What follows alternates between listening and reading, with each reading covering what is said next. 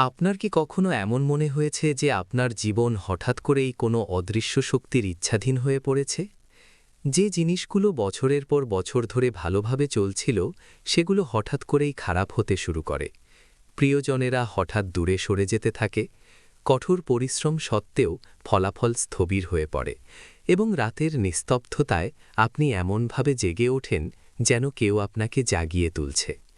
সুতরাং বুঝুন যে এটি কোনো সাধারণ সময় নয়।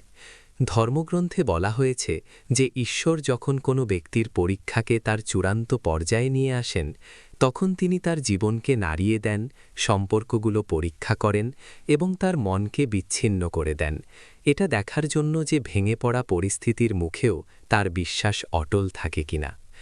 তাই এই ভিডিওটি শেষ পর্যন্ত দেখুন, কারণ যে লক্ষণগুলো আজ আপনার কাছে স্বাভাবিক মনে হচ্ছে, সেগুলোই নির্ধারণ করবে আপনি নির্বাচিত হবেন নাকি চূর্ণ বিচ্ছূর্ণ হয়ে যাবেন। প্রথম লক্ষণটি হল যখন সবকিছু হঠাৎ করে ওলটপালট হতে শুরু করে। যা ভালোভাবে চলছিল তা কোনো কারণ ছাড়াই খারাপ হতে শুরু করে। ঈশ্বর যখন কোনো ব্যক্তির পরীক্ষাকে তার চূড়ান্ত পর্যায়ে নিয়ে আসেন, জীবনের প্রথম এবং সবচেয়ে গভীর আঘাতটি ঠিক এখান থেকেই শুরু হয়। হঠাৎ মনে হয় যেন কেউ জীবনের ভারসাম্য কেড়ে নিয়েছে। বছরের পর বছর ধরে যা মসৃণভাবে চলছিল তা কোনো স্পষ্ট কারণ ছাড়াই জটিল হতে শুরু করে। বিশ্বাসের উপর গড়া সম্পর্কগুলোতে এক অলিখিত দূরত্ব তৈরি হয়। যে আর্থিক অবস্থা স্থিতিশীল ছিল তা হঠাৎ বিঘ্নিত হয়। একজন মানুষের মনে হয় যেন সে কোনো ভুলই করেনি। তাহলে এমনটা কেন হচ্ছে? এই সেই মুহূর্ত যখন ঈশ্বর সর্বপ্রথম অহং, নিয়ন্ত্রণের অনুভূতি এবং আমি সবকিছু করি এই ভ্রমকে চূর্ণবিচ্ছূর্ণ করে দেন।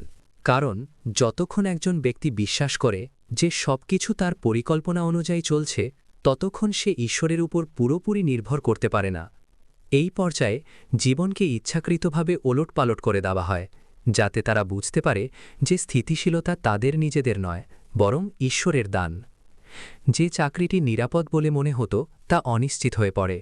স্বাভাবিক স্বাস্থ্য হঠাৎ ক্লান্ত হয়ে যায়। যে মন একসময় শান্ত ছিল তা প্রশ্নের ঝড়ে পরিণত হয়।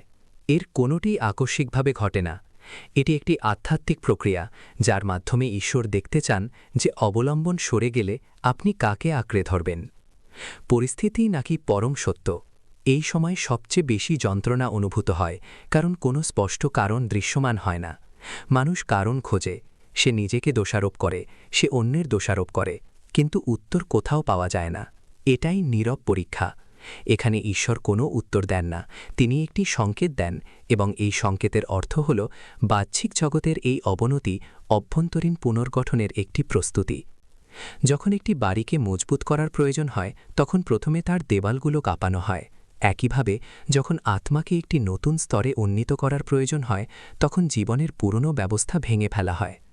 এই পর্যায়ের সবচেয়ে কঠিন অংশ হল একজন ব্যক্তি নিজের চোখে তার স্বপ্নগুলোকে চূর্ণবিচূর্ণ হতে দেখে। তার মনে হয় সে সবকিছু ঠিকঠাকই করেছে, তবুও কেন সবকিছু ভুল হচ্ছে? কিন্তু এই সময়ে ঈশ্বর চেতনার পরীক্ষা নেন, কর্মের নয়। তিনি দেখেন সবকিছু ভুল হয়ে গেলেও আপনি সত্য, ধৈর্য এবং বিশ্বাস বজায় রাখতে পারবেন কিনা। কারণ এই চূড়ান্ত পরীক্ষায় সাফল্যের মাপকাঠি ফলাফল নয়, বরং আপনার প্রতিক্রিয়া। আপনি কি তিক্ততা বেছে নেবেন নাকি উপলব্ধি? আপনি কি অভিযোগ বেছে নেবেন নাকি আত্মসমর্পণ? এই কারণেই বেশিরভাগ মানুষ এই পর্যায়ে ভেঙে পড়ে, কারণ তাদের মনে হয় ঈশ্বর তাদের পরিত্যাগ করেছেন, অথচ বাস্তবে ঈশ্বর সবচেয়ে বেশি উপস্থিত থাকেন। ঠিক যেমন একজন শিক্ষক পরীক্ষার সময় নীরব থাকেন, ঈশ্বরও এই পর্যায়ে নীরব হয়ে যান। জীবনের প্রতিটি উত্থান পতন এই প্রশ্নটিই করে, আপনার বিশ্বাস কি পরিস্থিতির ওপর ভিত্তি করে নাকি ঈশ্বরের ওপর? যদি বিশ্বাস কেবল অনুকূল পরিস্থিতিতেই টিকে থাকে, তবে তা ভক্তি নয়, বরং একটি ব্যবসা। তাই এই চিহ্নে জীবনের শৃঙ্খলা বিঘ্নিত হয়, যাতে মানুষ ভেতর থেকে সংগঠিত হতে পারে। যে ব্যক্তি এই পর্যায়টি বোঝে, সে অভিযোগ করা বন্ধ করে দেয়। সে উপলব্ধি করে যে যা ভেঙে যাচ্ছে তা স্থায়ী ছিল না, যা পেছনে ফেলে আসা হচ্ছে তা ছিল একটি বোঝা, এবং যা অবশিষ্ট থাকে তাই হল সত্য। এই কারণেই পরবর্তীতে যখন অনুগ্রহ আসে, তখন তা আগের মতো হয় না, বরং আরও গভীর, আরও স্থায়ী এবং শান্তিপূর্ণ হয়। কিন্তু সেই অনুগ্রহ আসার আগে এই পরিবর্তনটি আবশ্যক, কারণ অন্ধকার ছাড়া আলোর মূল্য বোঝা যায় না। এটিই প্রথম চিহ্ন যে পরীক্ষাটি তার চূড়ান্ত পর্যায়ে রয়েছে, যখন জীবন কোনো সতর্ক বার্তা ছাড়াই দিক পরিবর্তন করে, যা মানুষকে নিজেকে প্রশ্ন করতে বাধ্য করে যে সে কেবল ফলাফল চায় নাকি পরিবর্তনের জন্য প্রস্তুত। দ্বিতীয় চিহ্নটি হল মানুষ নিজেকে সম্পূর্ণ একা অনুভব করে। ভিড়ের মধ্যে থেকেও ভেতরে এক গভীর নীরবতা বিরাজ করে। যখন ঈশ্বরের পরীক্ষা তার চূড়ান্ত পর্যায়ে প্রবেশ করে, তখন জীবনের সবচেয়ে রহস্যময় এবং বেদনাদায়ক অভিজ্ঞতা হল এই যে মানুষ নিজেকে একা অনুভব করতে শুরু করে। চারপাশে লোকজন থাকলেও সে হাসে, কথা বলে এবং নিজের কাজকর্মে ব্যস্ত থাকে, কিন্তু অন্তরের গভীরে এক শূন্যতা অনবরত অনুরণিত হতে থাকে। মনে হয় যেন তার প্রকৃত যন্ত্রণা কেউ বুঝতে পারে না। যে জিনিসগুলো একসময় তার মনকে শান্ত করত, এখন সেগুলোর স্বাদ হারিয়ে গেছে। এটা সাধারণ একাকিত্ব নয়, এটা আধ্যাত্মিক নির্জনতা। এই অবস্থায় ঈশ্বর ইচ্ছাকৃতভাবে মানুষকে ভিড়ের মধ্যে বিচ্ছিন্ন করে দেন, কারণ চূড়ান্ত পরীক্ষায় সমর্থন মানুষের কাছ থেকে নয়, কেবল ঈশ্বরের কাছ থেকেই আসে। যতক্ষণ একজন ব্যক্তি আবেগগতভাবে অন্যের উপর নির্ভরশীল থাকে, ততক্ষণ তার চেতনা সম্পূর্ণরূপে অন্তর্মুখী হতে পারে না। তাই এই পর্যায়ে সম্পর্ক থাকলেও সেগুলো দূরবর্তী বলে মনে হয়। কথাবার্তা হয়, কিন্তু কোনো সংযোগ থাকে না এবং মনের কথা প্রকাশ করার মতো কেউ থাকে না। এটাই সেই সময় যখন আত্মা প্রথমবারের মতো নিজের সাথে কথা বলা শুরু করে। রাতগুলো দীর্ঘ মনে হয়, ঘুম ভেঙে যায় এবং মন অবচেতনভাবে জীবনের অর্থ নিয়ে প্রশ্ন করতে শুরু করে। ব্যক্তিটি ভাবে, হয়তো কিছু একটার অভাব রয়েছে, হয়তো সে মানুষের থেকে বিচ্ছিন্ন। কিন্তু সত্যিটা হলো, ঈশ্বর তাকে ভিড় থেকে বের করে চেতনার এমন এক স্তরে নিয়ে যাচ্ছেন যেখানে আত্মা একা হাঁটতে শেখে। এই নির্জনতায় অহং ভেঙে পড়ে, ভানের আস্তরণ খসে পড়ে এবং প্রথমবারের মতো মানুষ বুঝতে পারে যে পৃথিবীর প্রশংসা ছাড়াও তার অস্তিত্ব আছে। এই সেই মুহূর্ত যখন এই নিঃসঙ্গতা হয় ভয় দেখায় অথবা জাগিয়ে তোলে। যারা এই অবস্থা থেকে পালানোর চেষ্টা করে, কোলাহল, নেশা বা অর্থহীন সম্পর্কে নিজেদের জড়িয়ে ফেলে, তারা প্রলুব্ধ হয়। কিন্তু কেবল তারাই অন্তরের কণ্ঠস্বর শুনতে পায় যারা এই নীরবতা, এই সঙ্গীতকে গ্রহণ করে। এটি ইঙ্গিত দেয় যে ঈশ্বর এখন বাহ্যিক অবলম্বন সরিয়ে দিয়ে সরাসরি আত্মার সাথে যোগাযোগ করতে চান। এই কারণেই এই পর্যায়ে পর মানুষ আর আগের মতো থাকে না। তার ভিড়ের প্রয়োজন কমে যায় এবং সে শান্তির জন্য আরও বেশি আকুল হয়। সে বুঝতে শুরু করে যে প্রকৃত সঙ্গ বাইরে নয়, বরং নিজের ভেতরেই পাওয়া যায়। আর যখন একজন ব্যক্তি এই গভীর একাকিত্বের মধ্যে দিয়ে যায়, তখন সে আর সঙ্গের জন্য আকুল হয় না, কারণ সে তার নিজের সঙ্গ নিজেই খুঁজে পেয়েছে। এটি দ্বিতীয় লক্ষণ যে পরীক্ষাটি তার চূড়ান্ত পর্যায়ে রয়েছে। যখন পৃথিবী এত কাছে থাকা সত্ত্বেও দূরবর্তী বলে মনে হয় এবং আত্মা প্রথমবারের মতো তার নিজের অস্তিত্বকে গভীরভাবে অনুভব করতে শুরু করে, তখন একজন ব্যক্তির জীবনে এক অদ্ভুত নিঃসঙ্গতা নেমে আসতে শুরু করে। বাইরে থেকে সবকিছু স্বাভাবিক মনে হয়, চারপাশে মানুষ আছে, কথাবার্তা চলছে, হাসি ঠাট্টা চলছে, কিন্তু গভীরে এমন এক শূন্যতা রয়েছে যা কেউ পূরণ করতে পারে না। এটি সাধারণ নিঃসঙ্গতা নয়, এটি এমন এক নীরবতা যা আত্মার গভীরে অনুরণিত হয়।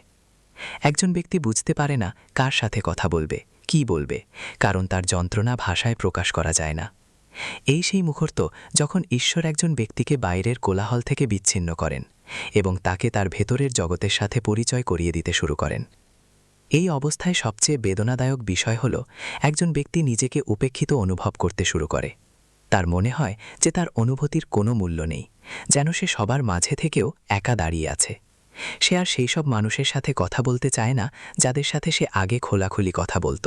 এমনকি যদি সে তা করেও, তবুও তা অগভীর মনে হয়।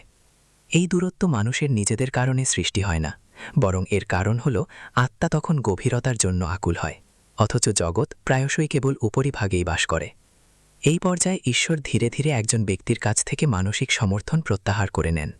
এর কারণ এই নয় যে তিনি তাদের শাস্তি দিচ্ছেন, বরং তিনি তাদের নির্ভরশীলতা থেকে মুক্ত করতে চান। যতক্ষণ তারা অন্যের অনুমোদন বা সমর্থনের উপর নির্ভর করে, ততক্ষণ তারা নিজেদের ভেতরের শক্তিকে চিনতে ব্যর্থ হয়। এই একাকিত্ব আসলে একটি প্রশিক্ষণ ক্ষেত্র, যেখানে তারা বাহ্যিক সমর্থন ছাড়াই দাঁড়াতে শেখে।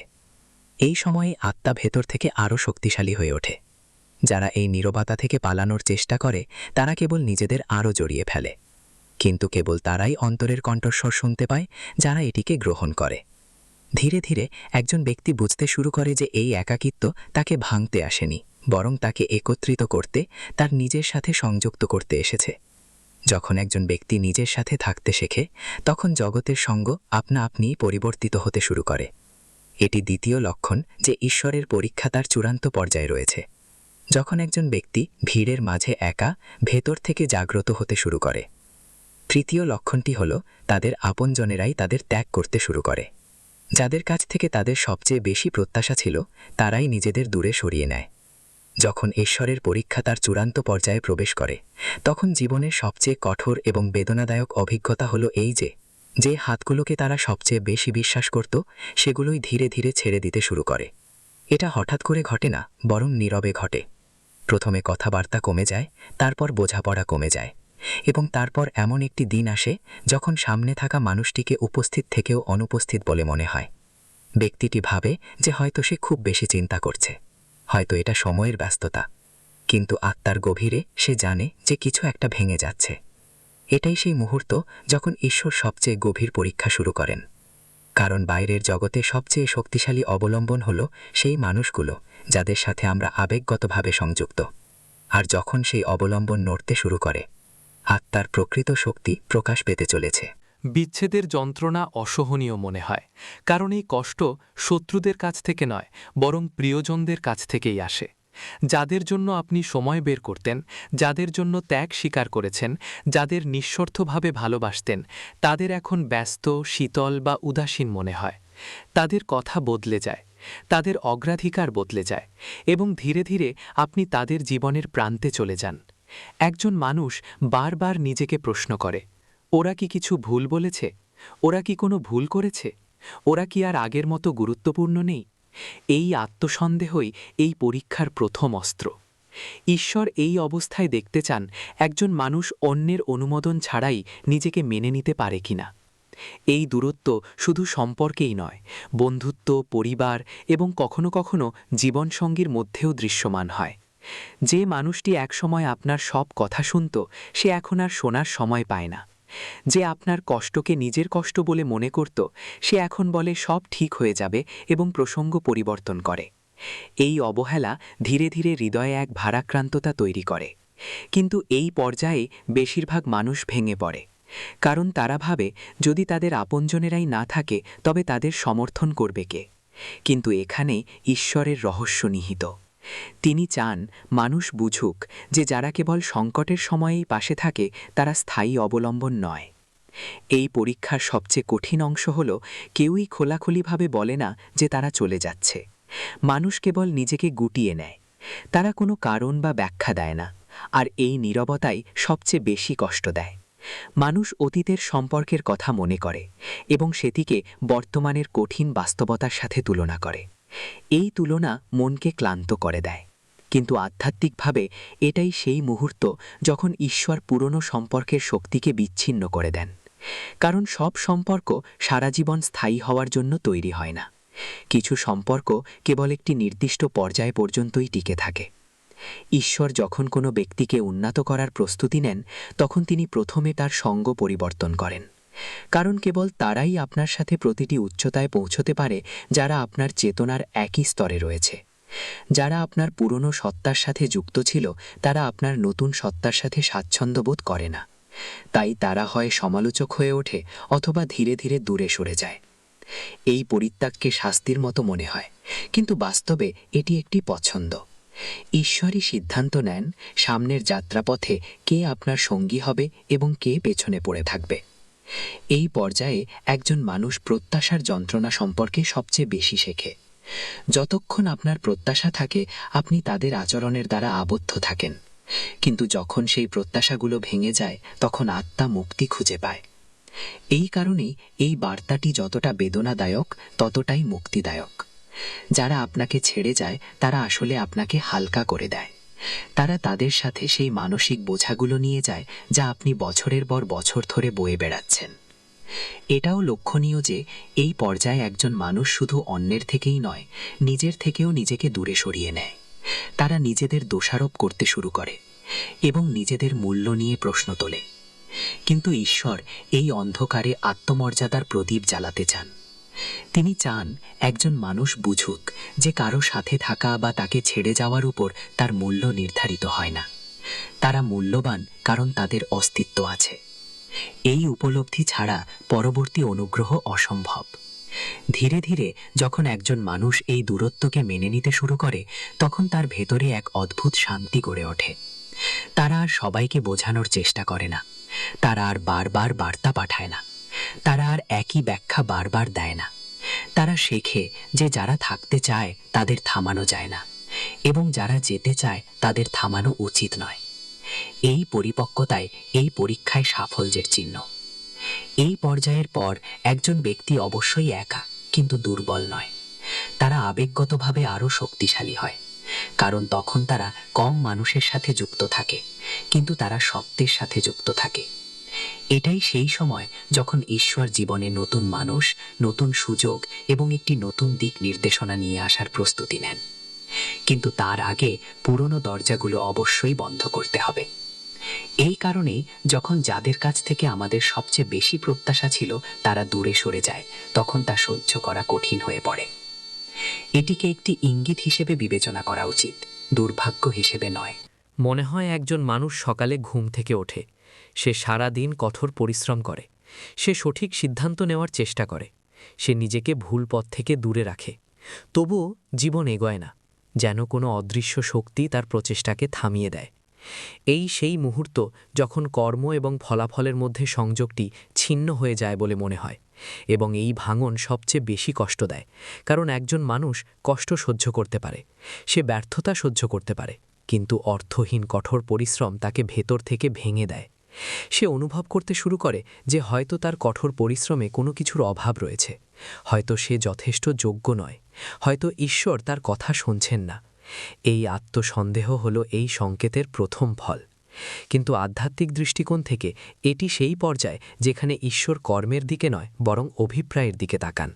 তিনি মূল্যায়ন করেন যে একজন ব্যক্তি ফলাফলের জন্য কাজ করছে নাকি সত্যের জন্য, কারণ যতক্ষণ কঠোর পরিশ্রম ফলাফলের সাথে যুক্ত থাকে ততক্ষণ এটি একটি লেনদেন, এবং যখন এটি ফলাফল থেকে বিচ্ছিন্ন হয় তখন এটি একটি আধ্যাত্মিক অনুশীলনে পরিণত হয়। এই পর্যায়ে জীবন এমন দৃষ্টান্ত তুলে ধরে যেখানে যারা কম পরিশ্রম করে তারা এগিয়ে যায়, আর যারা বেশি পরিশ্রম করে তারা পিছিয়ে পড়ে। এই দৃশ্য অন্তরে এক আগুন জ্বালিয়ে দেয়। প্রশ্ন জাগে, কঠোর পরিশ্রম যদি মূল্যহীনই হয় তবে চেষ্টা করে কী লাভ? এই সেই প্রশ্ন যা আত্মাকে হয় ভেঙে দেয় অথবা পরিশুদ্ধ করে। এই পর্যায়ে ঈশ্বর মানুষকে শেখান যে কিছু ফল সঙ্গে সঙ্গে পাওয়া যায় না, কারণ তিনি ফলাফল নয় বরং রূপান্তর প্রস্তুত করছেন। যেমন বীজ বপন করার পর ফল সঙ্গে সঙ্গে দেখা যায় না, তেমনি কিছু কাজের ফল ভেতরে পরিপক্ক হয় যা বাইরে থেকে দেখা যায় না। এই পর্যায়ে মানুষের প্রায়শই মনে হয় যেন তার শক্তি অপচয় হচ্ছে। সে ক্লান্ত, হতাশ হয়ে পড়ে এবং কখনো কখনো হাল ছেড়ে দিতেও চায়। কিন্তু এটাই সেই মুহূর্ত যখন পরীক্ষা তার চূড়ান্ত পর্যায়ে থাকে। ঈশ্বর দেখেন কোনো উৎসাহ, প্রশংসা বা ফলাফল না থাকা সত্ত্বেও একজন ব্যক্তি সঠিক পথে অবিচল থাকবে কিনা। কারণ যে ব্যক্তি ফলাফলের নিশ্চয়তা দেয় না, সেও কেবলমাত্র তারাই পরবর্তীতে তার ফল ভোগ করতে সক্ষম হয় যারা তাদের কাজ করে। অনেকেই এই পর্যায়ে মাঝপথে ফিরে যায়, তারা আর কিছু বলে না, কিন্তু যারা লেগে থাকে, যারা নীরবে তাদের কাজ চালিয়ে যায়, তারাই নির্বাচিত। ধীরে ধীরে একজন ব্যক্তি বুঝতে শুরু করে যে সম্ভবত এটি ফলাফল অর্জনের সময় নয় বরং ভেতর থেকে শক্তিশালী হওয়ার সময়। তাদের সহনশীলতা বাড়ে, তাদের ভক্তি গভীর হয় এবং তাদের অহংকার গলতে শুরু করে। তারা মেনে নিতে শেখে যে সবকিছু তাদের নিয়ন্ত্রণে নেই। এই আত্মসমর্পণই এই চিহ্নের লুকানো উপহার। এবং যখন এই আত্মসমর্পণ সম্পূর্ণ হয় তখন ফল হঠাৎ করেই আসে, অপ্রত্যাশিত এবং আগের চেয়েও বড় আকারে। কিন্তু সেই ফল কেবল তারাই পায় যারা এই শুষ্ক সময়েও তাদের কঠোর পরিশ্রম ছেড়ে দেয়নি। এটি ষষ্ঠ চিহ্ন যা নির্দেশ করে যে ঈশ্বরের পরীক্ষা তার চূড়ান্ত পর্যায়ে রয়েছে। যখন কাজ চলতে থাকে তখন ফল আসা বন্ধ হয়ে যায়, যাতে একজন ব্যক্তি শিখতে পারে কেন সে কঠোর পরিশ্রম করে, কিছু অর্জন করার জন্য নাকি কিছু হয়ে ওঠার জন্য। সপ্তম চিহ্ন, ঘুম, ক্ষুধা এবং মনের শান্তি প্রভাবিত হতে শুরু করে। শরীরের চেয়ে আত্মা বেশি পীড়িত হতে শুরু করে। যখন ঈশ্বরের পরীক্ষা তার চূড়ান্ত পর্যায়ে প্রবেশ করে তখন এর প্রভাব আর পরিস্থিতির মধ্যে সীমাবদ্ধ থাকে না, এটি সরাসরি ব্যক্তির অন্তরে প্রবেশ করতে শুরু করে। এটি এমন একটি অবস্থা যেখানে বাইরে থেকে সবকিছু আগের মতোই মনে হয়, কিন্তু ভেতরে এক গভীর ক্লান্তি বাসা বাঁধতে শুরু করে। ঘুম চোখে আসে না, অথবা ঘুম এলেও তা শান্তি দেয় না। ব্যক্তিটি দীর্ঘ সময় ধরে এপাশ ওপাশ করতে থাকে, মন অনাকাঙ্ক্ষিত চিন্তায় মগ্ন থাকে এবং রাতগুলো আরও দীর্ঘ থেকে দীর্ঘতর বলে মনে হতে থাকে। ক্ষুধাও বদলে যায়, কখনো কখনো একেবারেই খেতে ইচ্ছে করে না, আবার কখনো খাওয়ার পরে তৃপ্তি হয় না। শান্ত বোধ করার পরিবর্তে মন ক্রমাগত কোনো অদৃশ্য বোঝায় ভারাক্রান্ত বোধ করে। এটি একটি সাধারণ ব্যাপার। এটা শারীরিক ক্লান্তি নয়, এটা আত্মার ক্লান্তি, যা বিশ্রাম, ঘুম বা খাবার দিয়েও সারানো যায় না। এটাই সেই সময় যখন ঈশ্বর একজন মানুষকে ভেতর থেকে শূন্য করতে শুরু করেন। কারণ চূড়ান্ত পরীক্ষায় বাহ্যিক শক্তি নয়, বরং ভেতরের স্থিরতাই আসল। এই অবস্থায় একজন মানুষ প্রথমে নিজেকেই দোষারোপ করে। সে ভাবে যে হয়তো সে অতিরিক্ত পরিশ্রম করছে, হয়তো মানসিক চাপ বেড়ে গেছে, হয়তো বয়স বা পরিস্থিতি এর কারণ। তিনি ডাক্তারদের পরামর্শ নেন, তিনি তার দৈনন্দিন রুটিন বদলানোর চেষ্টা করেন, কিন্তু ভেতরের অস্থিরতা প্রশমিত হয় না। কারণ এই অস্থিরতার জন্ম অসুস্থতা থেকে নয়, বরং পরিবর্তন থেকে। যখন আত্মা তার পুরনো পথে এগোতে পারে না, তখন সে শরীরের মাধ্যমে সংকেত পাঠাতে শুরু করে। ঘুমের অভাব আসলে চেতনার এক জাগরণ, ক্ষুধার অভাব আসলে পুরনো রুচির প্রতি বিতৃষ্ণার লক্ষণ। আর মনের এই অস্থিরতাই প্রমাণ করে যে আত্মা জীবন নিয়ে আর সন্তুষ্ট নয়। এই পর্যায়ে ঈশ্বর একজন ব্যক্তিকে উপলব্ধি করান যে শুধু শরীরের যত্ন নেওয়াই যথেষ্ট নয়, আত্মারও যত্ন প্রয়োজন। রাত্রিকালীন জাগরণ এই সংকেতের সবচেয়ে গভীর দিক। যখন সারা বিশ্ব ঘুমিয়ে থাকে আর হঠাৎ আপনার চোখ খুলে যায়, তখন মনে হয় যেন কেউ ভেতর থেকে আপনাকে জাগাতে শুরু করছে। মন অতীত, ভবিষ্যৎ এবং বর্তমানের মধ্যে ঘুরে বেড়ায়। পুরনো দৃশ্য মনে আসে, অসমাপ্ত প্রশ্ন জেগে ওঠে এবং জীবনের অর্থ একটি ধাঁধা হয়ে দাঁড়ায়। এই সময়টা খুব একাকী, কথা বলার কেউ নেই, মনকে অন্যদিকে ঘোরানোর মতো কেউ নেই। এই কারণেই এই সময়টা আত্মার জন্য সবচেয়ে কঠিন। কিন্তু এই সময়ে ঈশ্বর সবচেয়ে কাছে থাকেন, কারণ যোগাযোগ হয় নীরবতার মধ্যে, কোলাহলে নয়। এই পর্যায়ে যদি কোনো ব্যক্তি মোবাইল ফোন, বিনোদন এবং অপ্রয়োজনীয় কথাবার্তা থেকে পালানোর চেষ্টা করে, তবে অস্থিরতা আরও বেড়ে যায়। কিন্তু কেবল সেই ব্যক্তি অন্তরের কণ্ঠস্বর শুনতে পায় যে এই নীরবতাকে গ্রহণ করে। ক্ষুধার পরিবর্তনও একটি গভীর সংকেত। যে খাবার একসময় আনন্দ দিত, তা এখন কেবলই একটি প্রয়োজন হয়ে দাঁড়ায়। স্বাদটা পানসে মনে হতে শুরু করে। কখনো কখনো একজন মানুষ খাওয়া বন্ধ করে দেয়, কারণ তার খেতে ইচ্ছে করে না। এমনটা ঘটে কারণ আত্মা তখন বাহ্যিক তৃপ্তির পরিবর্তে অভ্যন্তরীণ পরিপূর্ণতা খোঁজে। এই পর্যায়ে ঈশ্বর ইন্দ্রিয়গুলোর বাঁধন শিথিল করে দেন, যাতে একজন ব্যক্তি বুঝতে পারে যে প্রকৃত ক্ষুধা শরীরের নয়, বরং চেতনার। এই কারণেই এই সময়ে অনেকেই স্বতঃস্ফূর্তভাবে আধ্যাত্মিকতার প্রতি আকৃষ্ট হন। তারা নীরবতা উপভোগ করতে শুরু করেন, একা বসে থাকাটা আরামদায়ক হয়ে ওঠে এবং জীবনের গভীরতর প্রশ্নগুলো তাদের ডাকতে শুরু করে। মনের শান্তির অবক্ষয়ই এই সংকেতের কেন্দ্রবিন্দু। মন ক্রমাগত অস্থির থাকে, কখনো ভবিষ্যৎ নিয়ে চিন্তিত, কখনো অতীতের সিদ্ধান্তের ভারে জর্জরিত, কখনো বা বর্তমানের বিভ্রান্তিতে। একজন ব্যক্তি স্থির হয়ে বসার চেষ্টা করে, কিন্তু মন সায় দেয় না। তারা প্রার্থনা করে, কিন্তু কথাগুলো অন্তঃসার শূন্য মনে হয়। তারা ধ্যান করে, কিন্তু চিন্তা থামে না। এই সময়ে একজন ব্যক্তির মনে হয় যেন সে সবকিছু হারিয়ে ফেলছে, ঘুম, শান্তি, ভারসাম্য। কিন্তু বাস্তবে সে তা হারাচ্ছে না, সবকিছু বদলে যাচ্ছে। ঠিক যেমন একটি সাপ তার খোলস ত্যাগ করার সময় অস্বস্তি বোধ করে, তেমনি আত্মাও তার পুরনো আবরণ ত্যাগ করার সময় অস্থির হয়ে ওঠে। এই পর্যায়ে শরীরও সাড়া দিতে শুরু করে। ছোটখাটো অস্বস্তি বাড়তে থাকে, শক্তি নিঃশেষ হয়ে যায় এবং ব্যক্তি অকারণে ক্লান্ত বোধ করে। কিন্তু এই ক্লান্তি কাজের নয়, বরং অস্তিত্বের। আত্মা আর পুরনো জীবনের বোঝা বহন করতে চায় না। এটি সত্য, সরলতা এবং গভীরতার জন্য আকুল হয়, এবং যতক্ষণ না ব্যক্তি এটি বোঝে, এই ক্লান্তি থেকে যায়। ঈশ্বর এই পর্যায়ে ব্যক্তিকে থামিয়ে দেন, তার গতি কমিয়ে দেন, যাতে সে তাড়াহুড়ো না করে অনুভব করতে শেখে। সবচেয়ে কঠিন বিষয় হলো, এই সময় কোনো স্পষ্ট উত্তর থাকে না। ব্যক্তি প্রশ্ন করে, কবে সবকিছু ঠিক হবে, কবে ঘুম ফিরে আসবে, কবে শান্তি আসবে। কিন্তু ঈশ্বর এই পর্যায়ে কোনো সময় দেন না, কেবল ইঙ্গিত দেন। তিনি দেখান যে যতক্ষণ না আত্মা তার দিক পরিবর্তন করে, ততক্ষণ শরীর ও মন বিশ্রাম পাবে না। এই কারণেই এই পর্যায়ের পর জীবন আর আগের মতো থাকে না। ব্যক্তির অগ্রাধিকার বদলে যায়। সে আর কেবল সফল হতে চায় না, সে শান্তি চায়। সে শুধু ভিড়ের মধ্যে থাকতে চায় না, সে জীবনের অর্থ খুঁজে পেতে চায়। ধীরে ধীরে যখন একজন মানুষ এই ক্লান্তির বিরুদ্ধে লড়াই করা বন্ধ করে এবং তা বুঝতে শুরু করে, তখনই রূপান্তর শুরু হয়। সে নিজের অন্তরে তাকায়, নিজের সীমাবদ্ধতাগুলো মেনে নেয় এবং ধীর গতিতে জীবনযাপন করতে শুরু করে। এই সেই মুহূর্ত যখন আত্মা সান্ত্বনা খুঁজে পেতে শুরু করে। ঘুম ধীরে ধীরে ফিরে আসে, কিন্তু এবার তা আরও গভীর হয়। ক্ষুধা ফিরে আসে, কিন্তু এবার তা ভারসাম্যপূর্ণ। মনের শান্তি ফিরে আসে, কিন্তু এখন তা পরিস্থিতির উপর নির্ভর করে। তা হয় না। এই চিহ্নটি অতিক্রম করার পর একজন ব্যক্তি বুঝতে পারে যে আসল ক্লান্তি শরীরের নয়, বরং আত্মার। এবং যখন আত্মা তার পথ খুঁজে পায়, তখন শরীর আপনা আপনি ভারসাম্য ফিরে পায়। এই কারণেই এই সপ্তম চিহ্নটি এত গভীর এবং নির্ণায়ক, কারণ এখানে একজন ব্যক্তি হয় এই ক্লান্তিতে ভেঙে পড়ে অথবা এর মধ্য দিয়েই জাগ্রত হয়। এই সপ্তম চিহ্নটি হল যখন ঈশ্বরের পরীক্ষা তার চূড়ান্ত পর্যায়ে থাকে, যখন ঘুম, ক্ষুধা এবং শান্তি কেড়ে নেওয়া শুরু হয়, যাতে আত্মা জাগ্রত হতে পারে, নিজেকে চিনতে পারে এবং সেই পথে চলতে পারে যার জন্য তাকে সত্যিই সৃষ্টি করা হয়েছিল। অষ্টম চিহ্নটি হল যখন বিশ্বাস টলতে শুরু করে, এমনকি ঈশ্বরে বিশ্বাস করাও কঠিন হয়ে পড়ে।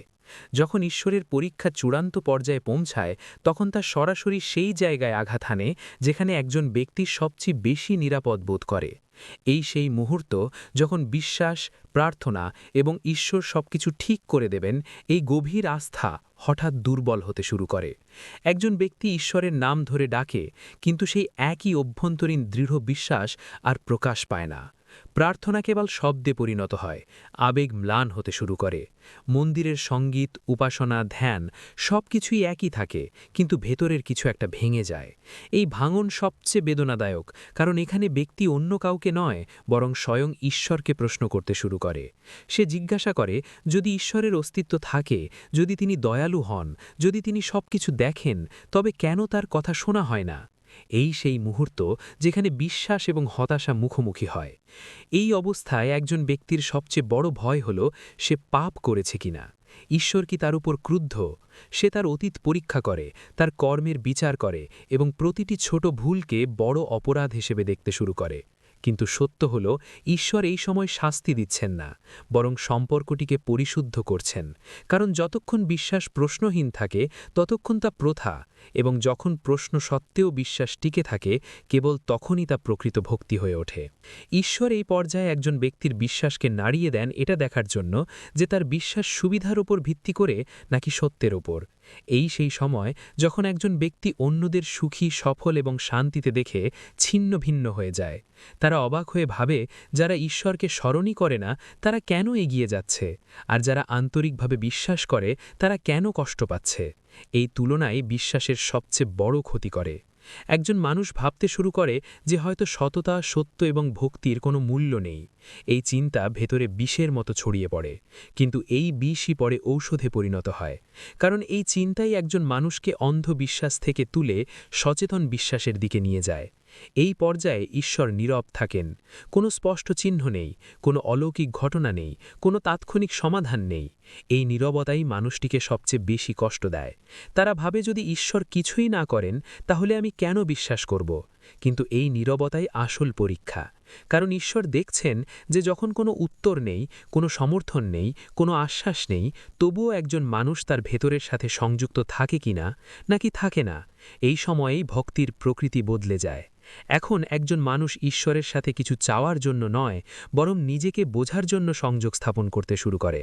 কখনো কখনো এই পর্যায়ে একজন মানুষ পূজা অর্চনাও ছেড়ে দেয়, এই বলে যে এখন সবকিছুই অর্থহীন। কিন্তু এই ত্যাগও যাত্রারই একটি অংশ, কারণ কেবল অভ্যেস থেকে গড়ে ওঠা বিশ্বাসকে অবশ্যই ভেঙে ফেলতে হয়। ঈশ্বর এই পর্যায়ে মিথ্যা বিশ্বাসকে পতন হতে দেন, যাতে সত্য বিশ্বাসের জন্ম হতে পারে। এটা অনেকটা মাটি মাখার আগে তা ভাঙার মতো। না ভাঙলে নতুন কোনো আকার তৈরি হয় না। ধীরে ধীরে একজন ব্যক্তি বুঝতে শুরু করে যে সম্ভবত ঈশ্বরের সাথে তার সম্পর্কটি ভুলভাবে গড়ে উঠেছিল। সম্ভবত সে তাকে কেবল সমস্যা সমাধানের শক্তি হিসেবে বিবেচনা করছিল, পথপ্রদর্শক হিসেবে নয়। এই উপলব্ধি তার চেতনাকে রূপান্তরিত করতে শুরু করে। সে আর ঈশ্বরকে জিজ্ঞাসা করে না, আপনি আমার সাথে এমনটা কেন করলেন, বরং সে জিজ্ঞাসা করতে শুরু করে, আপনি আমাকে কি শেখাতে চান? এই প্রশ্নটি বিশ্বাসকে একটি নতুন ভিত্তি দেয়। এই পর্যায়ের পরে যে বিশ্বাসের জন্ম হয় তা অত্যন্ত শান্তিপূর্ণ। এটা ঘটে, এর মধ্যে কোনো ভান নেই। কথা কম হলেও এর গভীরতা অনেক। ব্যক্তিটি আর সারাক্ষণ ঈশ্বরের নাম নেয় না, বরং প্রতিটি পরিস্থিতিতে তার অস্তিত্বকে স্বীকার করে নেয়। এটাই পরিণত বিশ্বাস, এবং এই কারণেই অষ্টম চিহ্নটি এত গুরুত্বপূর্ণ, কারণ এখানে ব্যক্তিটি হয় ঈশ্বর থেকে সম্পূর্ণরূপে দূরে সরে যায়, অথবা আগের চেয়েও গভীর স্তরে তার সাথে সংযুক্ত হয়। এই অষ্টম চিহ্নটি ঈশ্বরের পরীক্ষার চূড়ান্ত পর্যায়ে, যখন বিশ্বাস টলে যায়, যাতে বিশ্বাস আরও শক্তিশালী হতে পারে, যখন ঈশ্বরকে দূরবর্তী মনে হয়, যাতে ব্যক্তিটি তাকে নিজের ভেতরে খুঁজে পায়। নবম চিহ্নটি হল যখন পুরনো দুঃখ এবং কর্মফলগুলো সামনে আসতে শুরু করে, অতীতের ক্ষতগুলো আবার মনে আসতে শুরু করে। যখন ঈশ্বরের পরীক্ষা তার চূড়ান্ত পর্যায়ে পৌঁছায়, তখন তা কেবল বর্তমানের সমস্যাতেই সীমাবদ্ধ থাকে না, বরং অতীতের সেই সব দরজাও খুলে দেয় যা মানুষ বহুদিন ধরে বন্ধ বলে মনে করত। এটাই সেই মুহূর্ত যখন বহু বছরের পুরনো দুঃখ, চাপা আবেগ, অসমাপ্ত কথোপকথন এবং ভুলে যাওয়া অপমান হঠাৎ করে সামনে চলে আসে। মানুষ অবাক হয়ে আবিষ্কার করে যে বিষয়গুলো সে ভুলে গিয়েছিল, যেগুলোকে সে পেছনে ফেলে এসেছে বলে মনে করেছিল, সেগুলো এখন কেন এত তীব্রভাবে সামনে আসছে। কারো কারো মনে আসে কোনো পুরনো সম্পর্কের স্মৃতি, কারো কারো মনে আসে ব্যর্থতার কোনো দৃশ্য চোখের সামনে ভেসে ওঠে, কারো কারো বলা কথাগুলো আবার জ্বালা ধরাতে শুরু করে।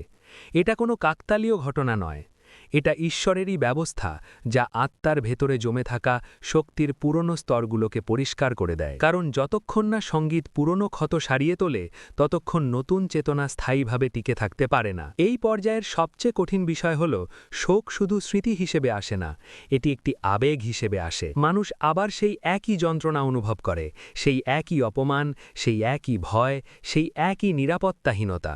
তার মনে হয় সে পিছিয়ে গেছে, তার সমস্ত প্রচেষ্টা বৃথা। কিন্তু সত্যটা হলো, এটা পেছনে ফেরা নয়, বরং আরও গভীরে যাওয়া। এই পর্যায়ে ঈশ্বর আত্মাকে তার নিজের ইতিহাসের মুখোমুখি করেন, তাকে সেই জায়গাগুলো দেখতে দেন যেখানে সে নিজেকে অসম্পূর্ণ রেখেছিল। অনেক দুঃখ অমীমাংসিত থেকে যায়, কারণ আমরা সেগুলো অনুভব করতে চাই না। আমরা সেগুলোকে দমন করি, ব্যস্ততা, সময় এবং বাহ্যিক শক্তির আড়ালে লুকিয়ে রাখি। কিন্তু চূড়ান্ত পরীক্ষায় যা কিছু দমন করা হয়, তার কিছুই সঙ্গে নিয়ে যাওয়া যায় না। যা ভেতরে আছে তা অবশ্যই বেরিয়ে আসতে হবে।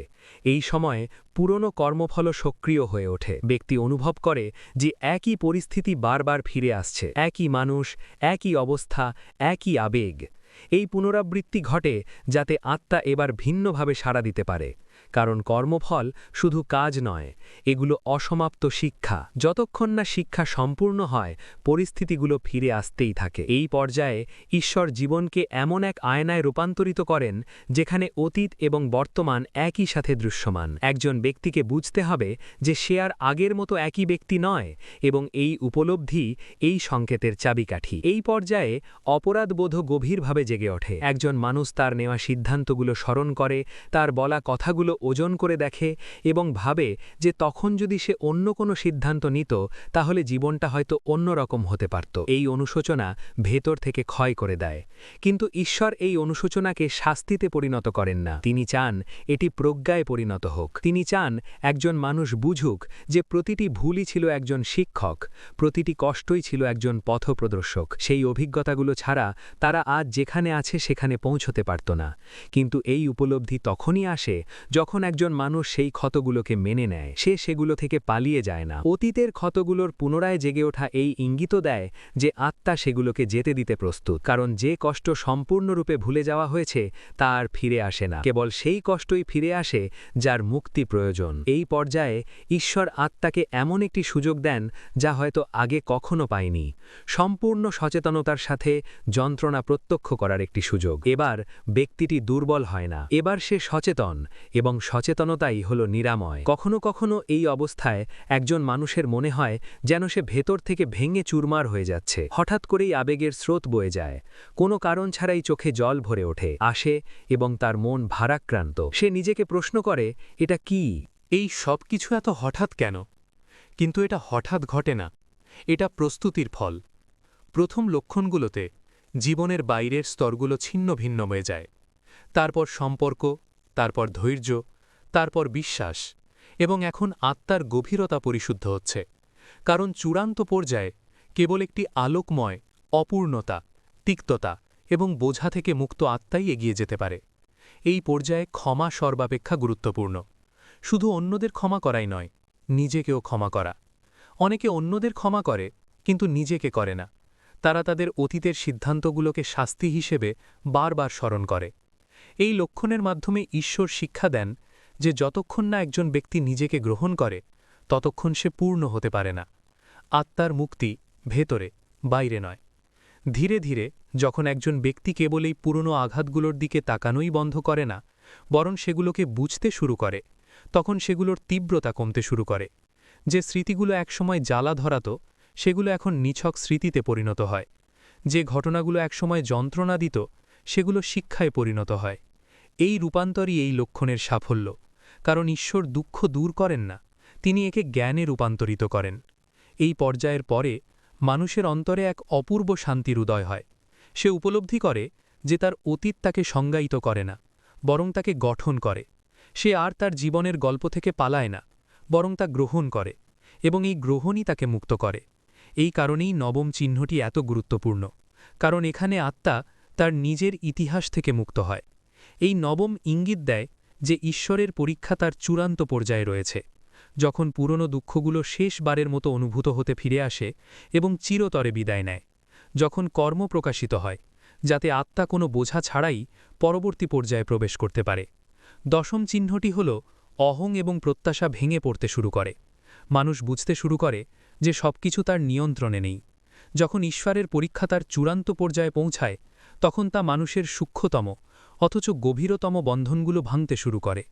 অহং এবং প্রত্যাশা।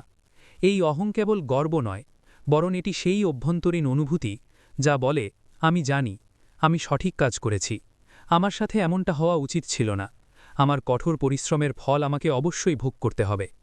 এই অহং প্রত্যাশার রূপ ধরে জীবনে ছড়িয়ে পড়ে। মানুষের কাছ থেকে প্রত্যাশা, পরিস্থিতির কাছ থেকে প্রত্যাশা, ঈশ্বরের কাছ থেকে প্রত্যাশা।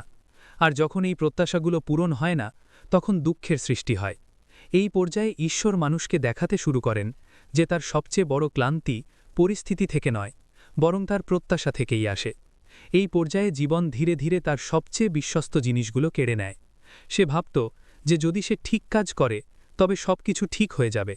যদি সে ভালো হয়ে ওঠে, লোকেরা তার সাথে ভালো ব্যবহার করবে। যদি সে কঠোর পরিশ্রম করে, তবে ফলাফল নিশ্চিত হবে। কিন্তু যখনই হিসাব ভেঙে যায়, মানুষ প্রথমবারের মতো জীবনকে নিঃস্বার্থভাবে দেখে। সে বুঝতে শুরু করে যে জীবন কোনো লেনদেন নয়, এবং ঈশ্বর কোনো হিসাবকারী শক্তি নন। এই উপলব্ধি অহংকে সবচেয়ে বেশি আঘাত করে, কারণ অহং নিয়ন্ত্রণ, নিশ্চয়তা এবং নিশ্চিত ফলাফলের জন্য আকুল থাকে। এই পর্যায়ে মানুষের পক্ষে এটা মেনে নেওয়া খুব কঠিন হয়ে পড়ে যে সবকিছু তার নিয়ন্ত্রণে নেই। বছরের পর বছর ধরে সে বিশ্বাস করে এসেছে যে তার বুদ্ধি, তার প্রচেষ্টা, তার পরিকল্পনা সবকিছু নিয়ন্ত্রণ করতে পারে। কিন্তু এখন তাকে বারবার উপলব্ধি করানো হচ্ছে যে সে যতই চেষ্টা করুক না কেন, চূড়ান্ত সিদ্ধান্তটি অন্য কোনো জায়গা থেকে আসে। এই অভিজ্ঞতা তার মধ্যে এক অভ্যন্তরীণ বিদ্রোহের জন্ম দেয়। ব্যক্তিটি বলে, যদি কিছুই আমার নিয়ন্ত্রণে না থাকে, তবে আমি চেষ্টা করব কেন? কিন্তু এই প্রশ্নটি হল অহংয়ের শেষ চাল। এই পর্যায়ে ঈশ্বর একজন ব্যক্তিকে প্রচেষ্টা ত্যাগ করতে বলছেন না, বরং নিয়ন্ত্রণ ত্যাগ করতে বলছেন। প্রচেষ্টা এবং নিয়ন্ত্রণের মধ্যে পার্থক্য হল এই যে প্রচেষ্টা হল কর্তব্য, আর নিয়ন্ত্রণ হল অহং। এই তাগিদের সবচেয়ে বেদনাদায়ক অংশ হল প্রত্যাশার চূর্ণ বিচূর্ণ হওয়া। কারণ প্রায়শই ভালোবাসার নামে প্রত্যাশা লালন করা হয়। আমরা বলি যে কাউকে ভালোবাসি বলেই তার কাছ থেকে আমাদের প্রত্যাশা আছে।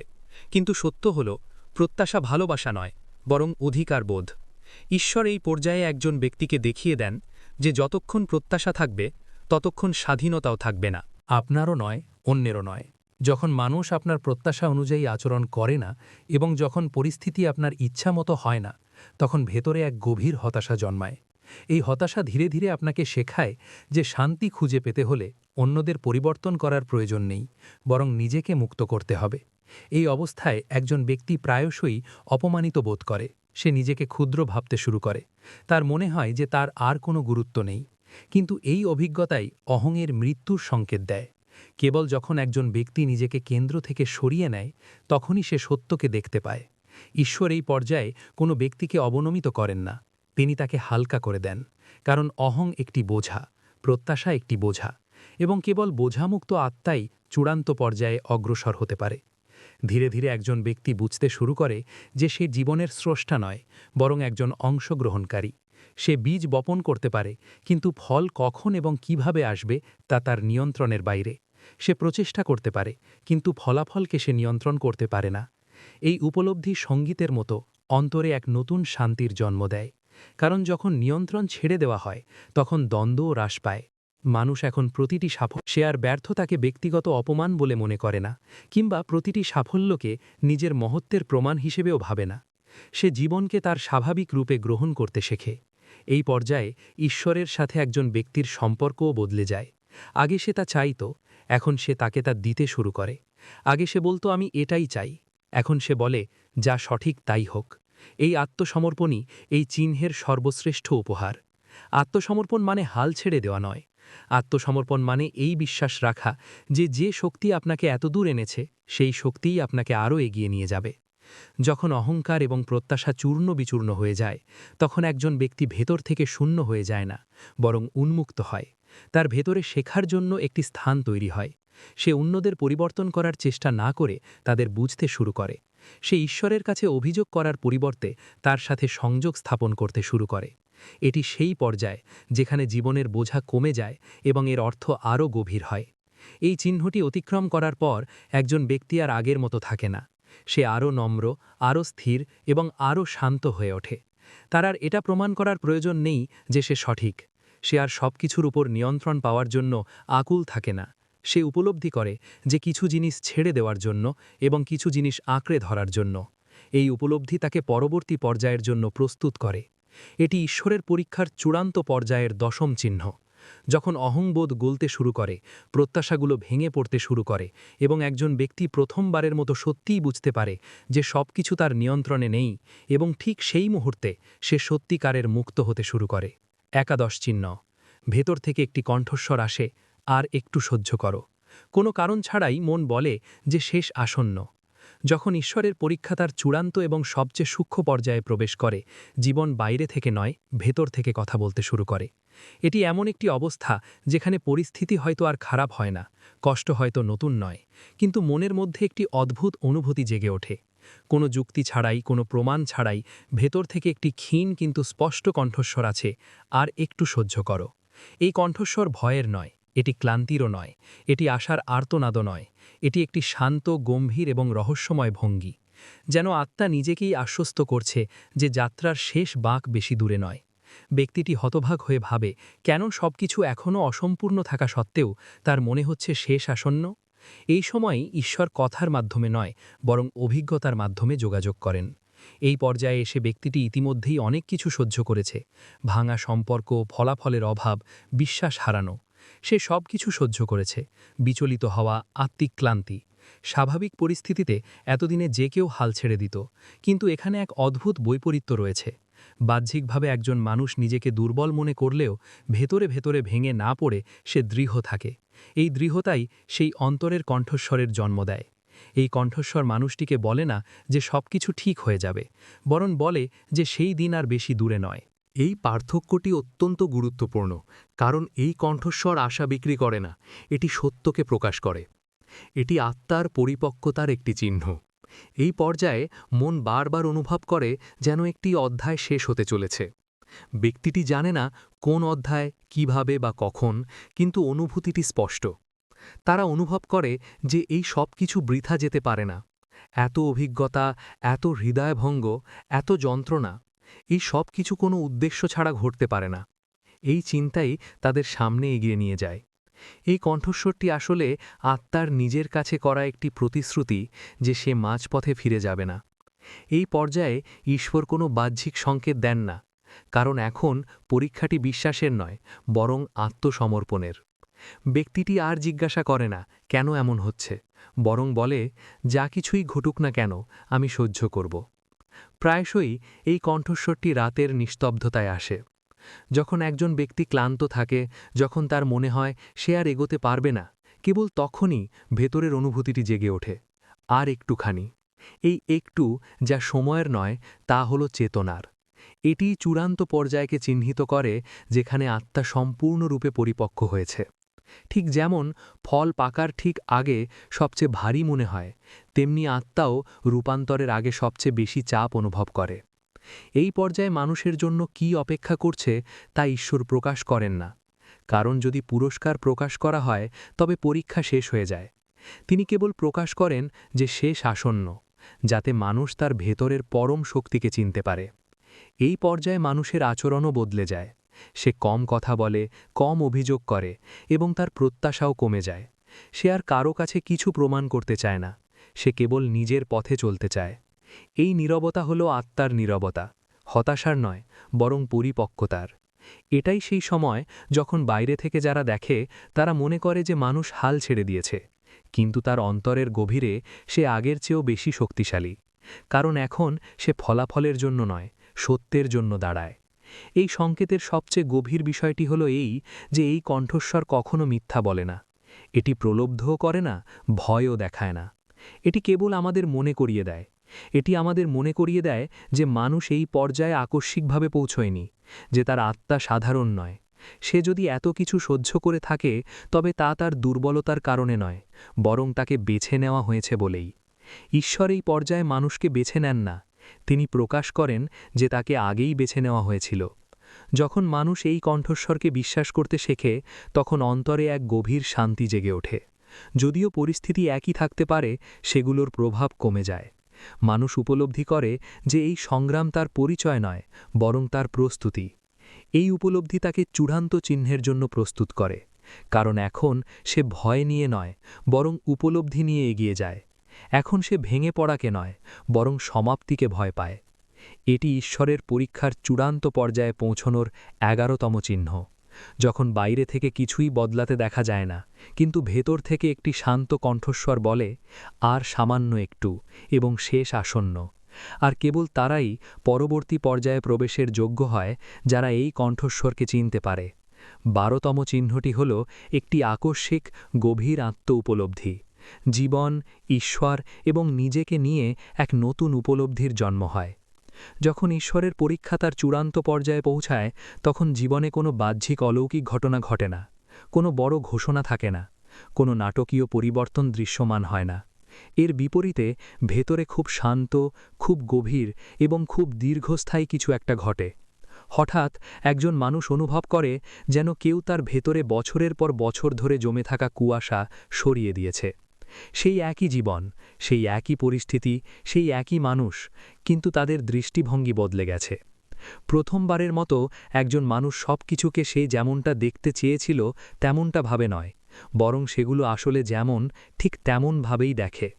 এটাই আত্ম উপলব্ধির সূচনা। এই জ্ঞান বই থেকে আসে না, ধর্মোপদেশ থেকেও নয়।